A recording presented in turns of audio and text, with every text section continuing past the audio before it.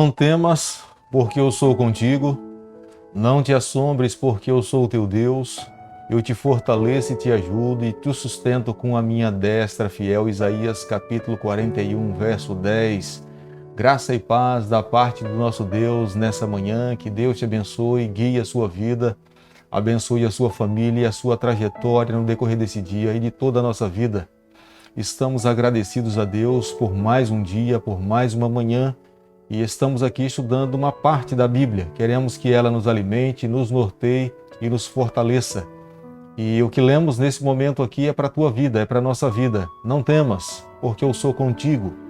Se porventura o dia de hoje lhe assusta, lhe traz ansiedade, a preocupação, é o que o Senhor está falando para nós. Não temas, porque eu sou contigo. Não te assombres, porque eu sou o teu Deus. Se você já tem amanhecido e tem se sentido cansado, fraco para lidar com situações, no dia de hoje Ele está dizendo: eu posso te fortalecer, se coloque nas minhas mãos, eu posso abençoar a tua vida e fazer com que você alcance os resultados necessários para a sua caminhada.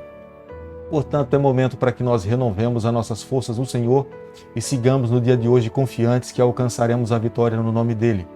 Estamos estudando aqui as cartas do apóstolo Paulo à igreja de Coríntios, e nessa manhã nós iremos estudar a segunda carta, o capítulo 10, o verso 17.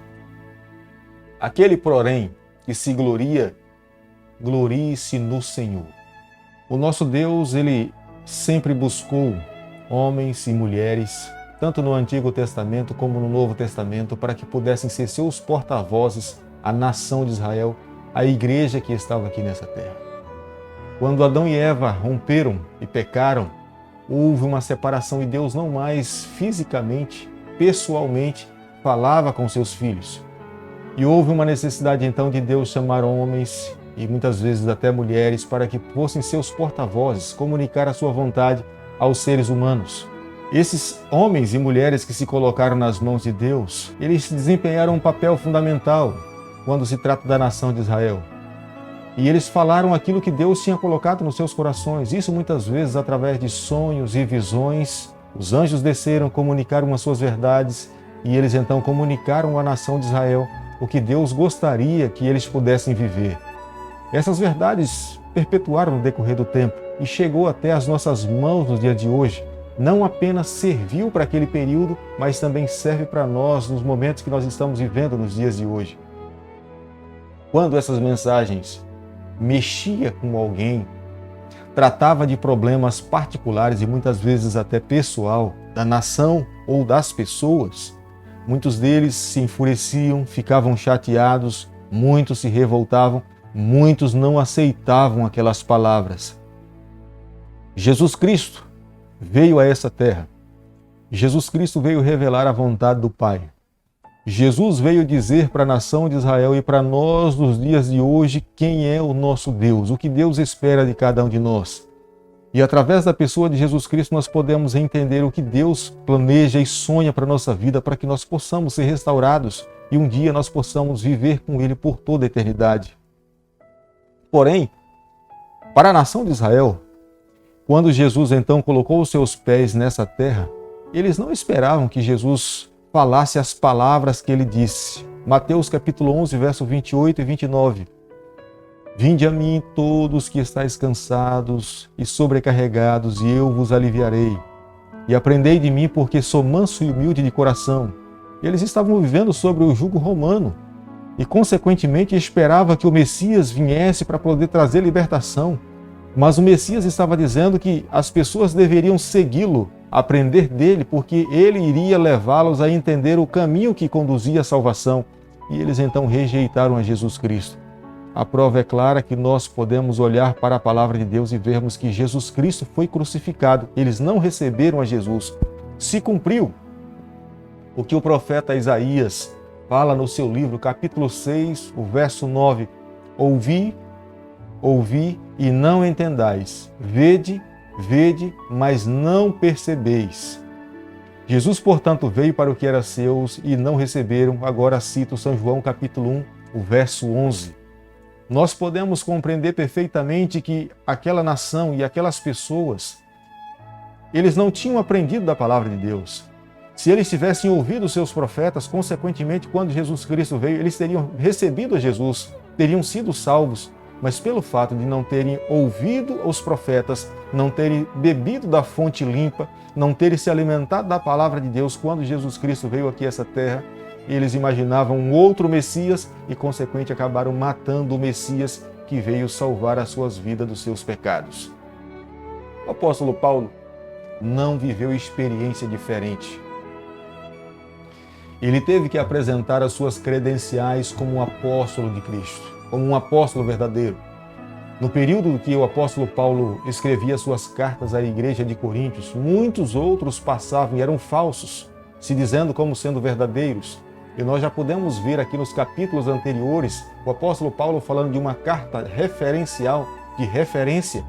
E você pode ver aqui agora no capítulo 10, no verso 7, ele defendendo as suas credenciais, ele fala: observai o que está evidente. Se alguém confia em si que é de Cristo, pense outra vez consigo mesmo que, assim como ele é de Cristo, também nós o somos. O apóstolo Paulo, logo no começo, ele começa falando: bom, observai o que é evidente. É impossível alguém estar em Cristo e não produzir os frutos do Espírito Santo, não ser uma nova criatura. É impossível alguém ter se submetido à vontade de Deus e ao poder do Espírito Santo e não ser transformado como Deus espera que esse ser humano possa ser. Todo aquele que se coloca nas mãos de Deus, crucificando o seu eu, o Espírito Santo o abraça, o aceita, o recebe, o molda e o leva a um processo de santificação para que ele receba a salvação em Jesus Cristo. Ele não aceitava a ideia de ser confundido como um falso apóstolo, como um falso ministro de Cristo. Ele estava dizendo ali para a igreja de Coríntios: olha as marcas que estão em mim. É evidente que, de fato, eu sigo ao Senhor Jesus. No livro de Efésios, ele mesmo fala que ele já estava revestido com a armadura de Deus. As suas marcas físicas e os frutos que ele produzia na sua vida eram frutos de alguém que estava conectado com a pessoa de Jesus Cristo. Se alguém não estivesse em Cristo, jamais poderia produzir os frutos da humildade, da mansidão, do amor, do perdão, da aceitação daqueles que eram mais fracos, que ele conseguia ver na sua vida e esperava que a igreja de Coríntios também pudesse entender que eles deveriam viver dessa forma. O apóstolo Paulo foi acusado, como você pode ver no capítulo 10, no verso 10. As cartas, com efeito, dizem, são graves e fortes, mas a presença pessoal dele é fraca e a palavra desprezível. Eram as acusações que aquela igreja trazia sobre a pessoa do apóstolo Paulo. O intuito era tamanho de destruir a liderança do apóstolo Paulo, a sua influência sobre a igreja, que eles falaram até da aparência física do apóstolo Paulo. E as cartas do quarto século declaravam de fato que o apóstolo Paulo tinha uma estatura baixa, curvado, possivelmente devido aos constantes castigos físicos que ele tinha recebido, como cita 2 Coríntios capítulo 11, verso 24 e 25. E além de calvo, ele tinha as coxas tortas. No entanto, há uma descrição dizendo que ele era cheio de graça e tinha olhos cativantes de amor, nobreza e zelo pela pessoa do nosso Salvador Jesus Cristo. Atos dos Apóstolos, nós encontramos essas referências com respeito à pessoa do apóstolo Paulo. No livro de 2 Coríntios, capítulo 10, o verso 1, ele mesmo reafirma que a sua aparência não impressionava. E nós podemos ver que o intuito, de fato, daqueles opositores era destruir a influência e a liderança do apóstolo Paulo sobre aquela igreja. Ao ponto que eles mesmos falaram que a sua pregação era desprezível. E eu confesso a você, quando estudo a palavra de Deus, olhando aqui a escrita do apóstolo Paulo, são palavras que nós não conseguimos entender que não seja inspirada pelo poder do Espírito Santo. O próprio apóstolo Pedro fala que muitos iriam deturpar as suas palavras. E nós podemos ver que para que nós possamos entender as palavras do apóstolo Paulo é necessário pedir a Deus, clamar ao Senhor, nos humilharmos diante de Deus e pedirmos para que o Espírito Santo abra o nosso entendimento, porque entendemos que a sua linguagem é uma linguagem nobre, é uma linguagem seleta, é uma linguagem ímpar, que nós não encontramos nas outras cartas, em outros livros. Mas entendemos aqui que aquele grupo de pessoas, de opositores, tinha como objetivo destruir a sua liderança. Irmãos, amigos, Jesus se valeu sim de homens e de mulheres para que fossem seus porta-vozes aqui nessa terra. Mas Jesus, enquanto esteve aqui nessa terra, Ele mesmo nos advertiu falando: veja que ninguém vos engane, porque nos últimos dias virão muitos em meu nome dizendo, eu sou o Cristo, e muitos falsos profetas se levantariam. Nós podemos ver isso no livro de Mateus, capítulo 24, verso 24 e verso 25. O próprio apóstolo Paulo teve que lidar nos seus dias com esse problema. E tenho certeza que nos dias em que nós estamos vivendo, muitos falsos profetas têm se levantado e têm contrariado a palavra de Deus, têm ensinado mentira como se fosse verdade e muitas pessoas têm acreditado nessas mentiras como se fosse verdade. Mas nessa manhã, mais uma vez quero reafirmar com você o nosso compromisso que temos de estudarmos a palavra de Deus. Nós precisamos ter um referencial, a prova dos 9 fora. A Bíblia fala: a lei e ao testemunho, se eles não falarem dessa maneira, jamais verão a alva. Isaías capítulo 8, verso 20. É necessário averiguarmos como os bereanos faziam com a palavra de Deus. É necessário a cada dia nos alimentarmos da palavra do Senhor e deixarmos que ela conduza a nossa vida. É necessário compararmos o Antigo Testamento com o Novo Testamento, uma parte aqui, outra parte ali. Isso, nos submetermos ao poder do Espírito Santo, orarmos, pedirmos a Deus sabedoria para que nós possamos entender o que está escrito na sua palavra.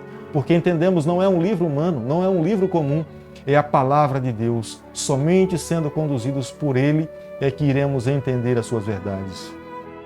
Portanto, eu peço a Deus nessa manhã que abençoe a nossa vida, a nossa caminhada e nos ajude que nos capítulos finais da história do planeta Terra que estamos vivendo, nós possamos ser conduzidos pelo Senhor, conduzidos pelo Santo Espírito, para que nós possamos alcançar a vitória. Oremos então. Bondoso Deus e Pai, nos toma nas Tuas mãos nessa manhã, guia a nossa vida, perdoa os nossos pecados, é o nosso pedido e a nossa oração e nós fazemos em nome de Jesus. Amém. Que Deus te abençoe e te guarde, que Ele faça resplandecer o seu rosto sobre você, que Ele tenha misericórdia de todos nós e nos conceda a sua paz em nome de Jesus. Amém.